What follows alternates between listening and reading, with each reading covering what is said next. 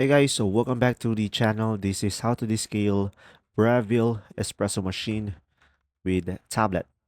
So first one is turn it off and let it cool down and remove the porta filter and empty the drip tray and fill the water tank with fresh water and then drop the Breville descaling tablet into the tank until it fully dissolves.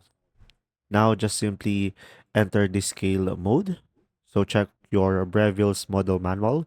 Usually it will be pressing and holding the 1 cup plus power button to start the descale mode. And after that, just simply let the solution flow through the group head and the steam wand as instructed. And just simply pause halfway for 5 to 10 minutes to break down cycle. Then continue.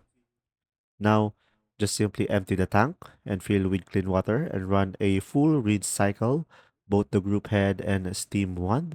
And after that, just simply refill with the fresh water and reattach all of the parts and your machine should be ready. There you go. See ya.